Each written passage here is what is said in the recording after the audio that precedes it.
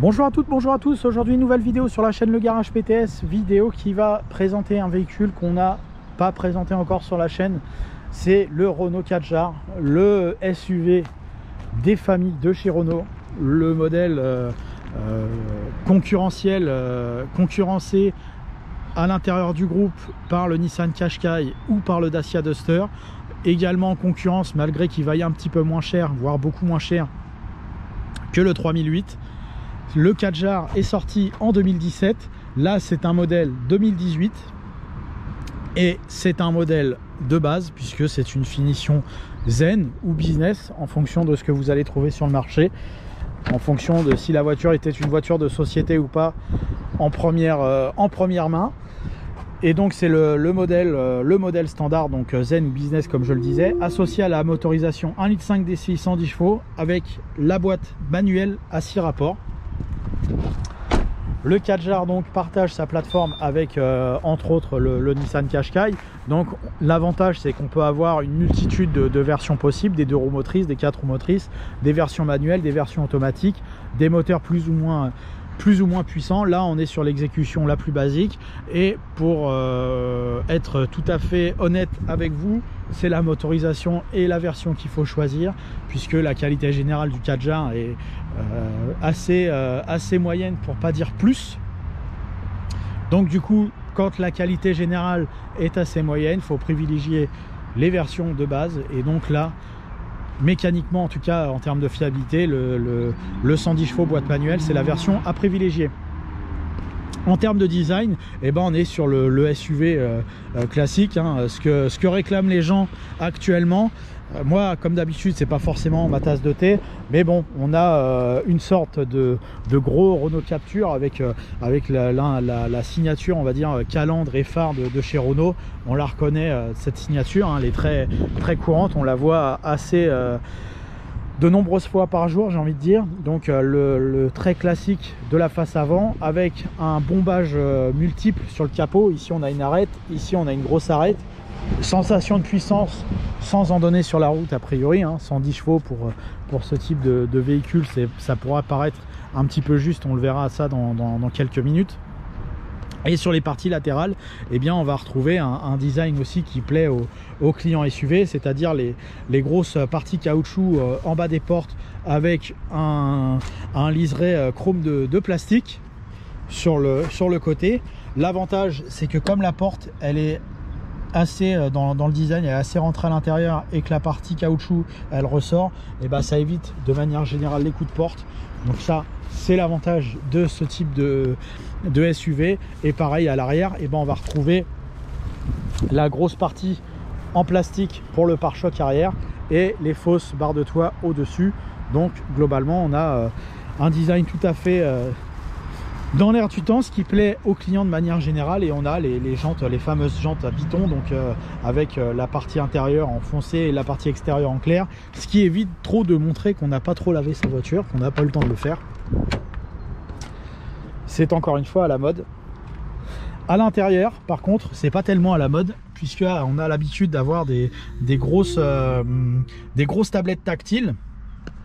Et là Renault a fait le pari du tout plastique avec petite tablette, et donc évidemment c'est pas dans l'air du temps, c'est ce qui déplaît le plus je pense aux clients, et ils ont raison. C'est le style du tableau de bord, il est assez quelconque en fait. Ça fait un style de tableau de bord de 2010 sur une voiture plutôt 2020, donc ça fait assez étrange. Et en plus de ça la qualité des matériaux est assez basse, voire plus. Donc ça c'est pas folichon de manière générale, aussi bien le dessin du tableau de bord que la qualité des matériaux. Finalement ce qu'il y a de mieux c'est la signature du compteur, hein, qui est dans l'ère Renault actuelle, avec le grand contour gradué qui est en éclairage. Alors c'est plus des compteurs aiguilles, maintenant c'est des compteurs, les mots m'échappent, à LED.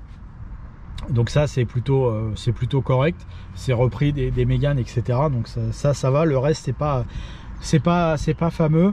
Le cuir du volant est sommaire, on va dire. C'est pas de manière générale de la grande qualité. Et donc à la mise en route, voilà, on peut voir le compteur de vitesse avec des petits points qui bougent en fonction de vos tours minutes. Donc vous l'aurez vu, de gauche à droite, la température du moteur.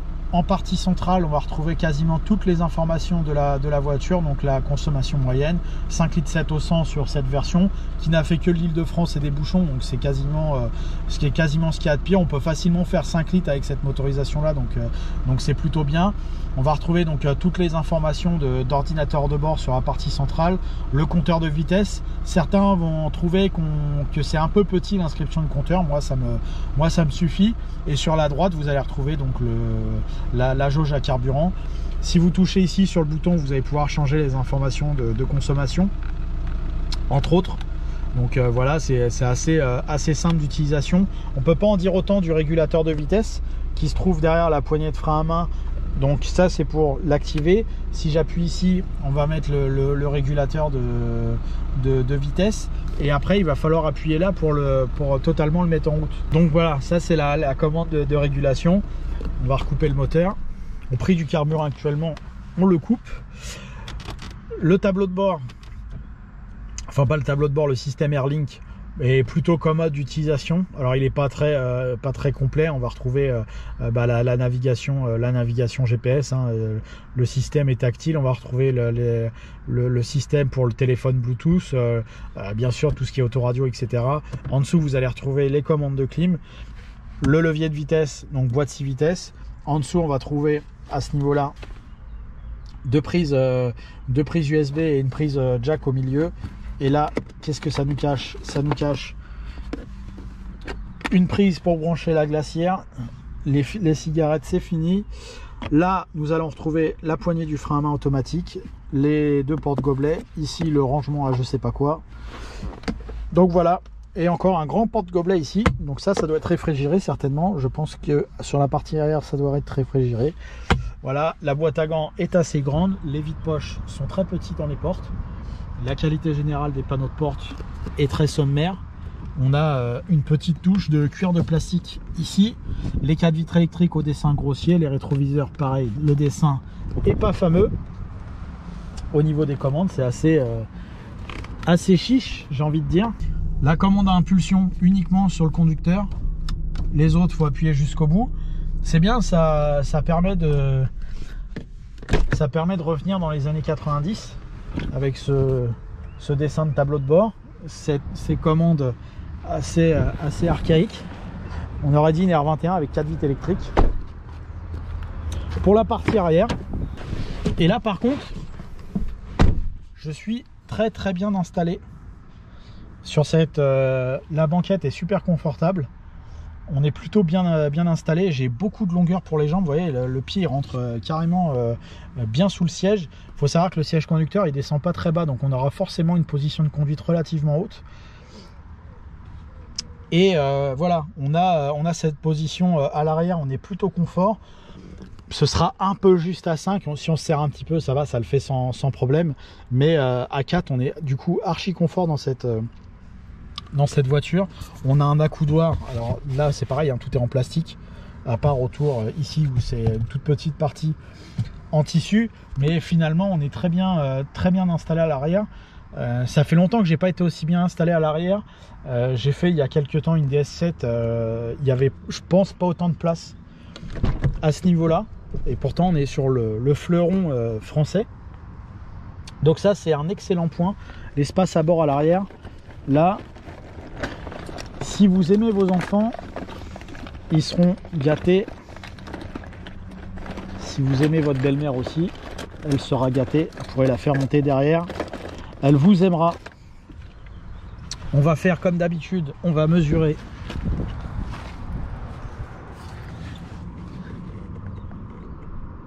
la longueur disponible pour les jambes. Et ça confirme, hein, 62, c'est une très belle valeur. Hein. Et en largeur, 136. Donc très bonne dimension. Le coffre arrière, une tablette de manière de qualité relativement modeste. Les poignées pour abattre les banquettes sont assez accessibles. Il y a le gros panneau occasion puisque la voiture nous est proposée par Auto Saint-Marc, notre partenaire habituel. Donc si vous cherchez un Kadjar, bah, celui-ci est dispo à la vente, en tout cas en ce moment. Je ne sais pas si au moment de la diffusion de la vidéo il le sera toujours, mais en tout cas vous pouvez les regarder leurs coordonnées internet, leur site internet, leur page Facebook, etc. puisque on met comme d'habitude le lien et la description du véhicule. Enfin, dans la description du véhicule vous avez le lien pour pouvoir les contacter. Ils font évidemment autre chose que des Renault Kadjar en vente, mais si vous regardez la vidéo et du Kadjar qui vous intéresse, et bah écoutez, cette voiture est dispo d'occasion. Elle a 75 000 km. Pour ce qui est des tarifs, etc., vous retrouverez ça directement sur leur page. En longueur de coffre, 73. C'est correct, mais sans plus. Et en largeur, je pense que c'est plutôt correct. C'est plutôt pas mal. Je pense pas qu'on fasse le mètre, mais on n'est pas loin. Vous voyez, on n'est pas loin. 97,7, c'est plutôt beau. Là-dessus, on va rajouter des petits rangements en dessous. Donc voilà, le coffre est plutôt pas mal. Il n'y a que cette tablette arrière qui est de qualité inférieure, je dirais. Mais l'espace à bord, finalement, de ce Kadjar est assez intéressante. Ça, c'est plutôt bien. C'est plutôt un bon point pour ce véhicule.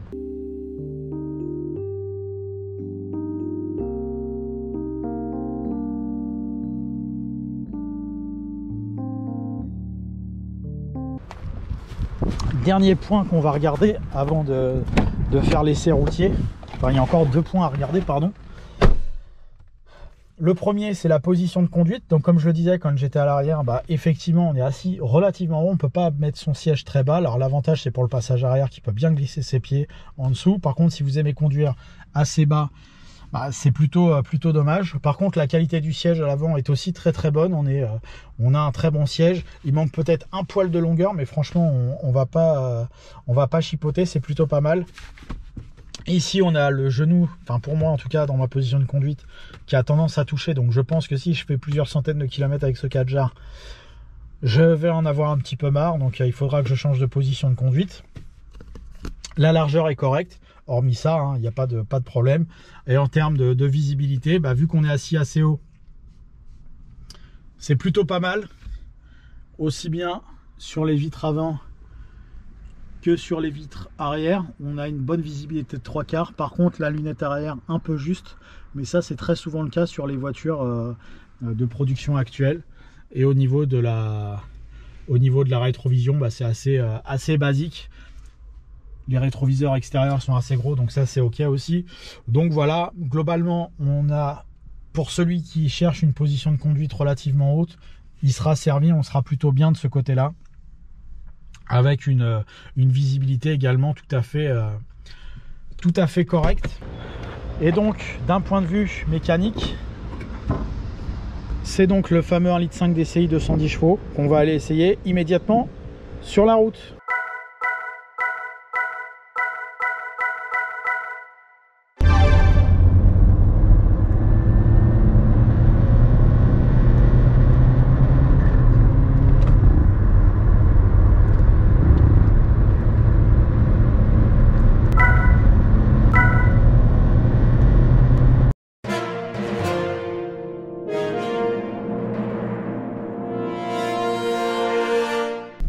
Voici donc au volant de ce Kadjar DCI 110 année 2018 pardon, avec 80 000 km. Donc c'est le premier moteur de la gamme, première boîte de la gamme. Et donc bah, pour celui qui a l'habitude du DCI 110, il va pas être tellement perturbé par cette voiture. Le confort reste le confort sonore reste très classique, très courant. Malgré tout, il y a un tout petit relent sonore qui nous confirme qu'on n'a pas affaire à une voiture haut de gamme, malheureusement. Donc le niveau sonore est plutôt assez élevé dans cette voiture. C'est comme en fait c'est comme un Duster finalement. vous le payez un peu plus cher, mais c'est comme un Duster, la première approche. Le siège est par contre de meilleure qualité. Mais le reste de la voiture fait assez proche de ce qu'on voit sur un Duster. Et ce qui fera qu'on verra un peu la même chose sur le Qashqai. Sur le Nissan Qashqai, ce ne sera pas de meilleure qualité non plus. On va essayer par contre, comme d'habitude, l'exercice de reprise pour voir la première sensation que nous donne ce véhicule. Donc là je suis en troisième, je suis à peu près à 30 km/h. J'ai un utilitaire qui est extrêmement chargé, donc il ne va pas pouvoir exercer une belle force d'accélération. Donc on va voir si on arrive à le doubler assez facilement comme d'habitude. Mais il y a du monde.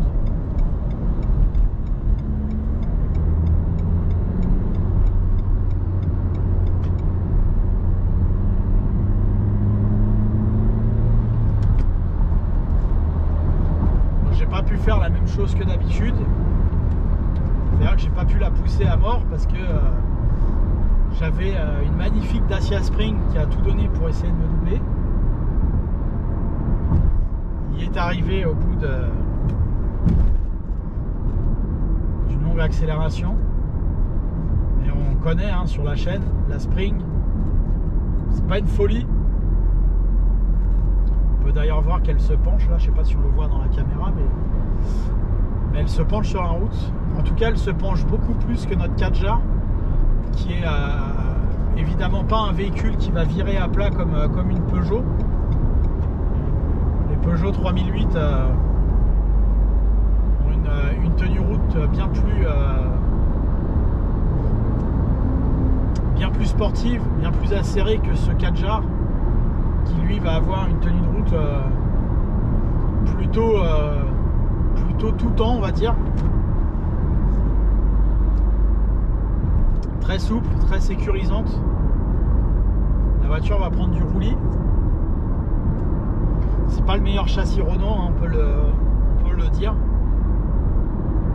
mais pour quelqu'un qui veut quelque chose de raisonnable, ce qui semble être de manière générale la clientèle pour ce véhicule, il sera pas du tout déçu.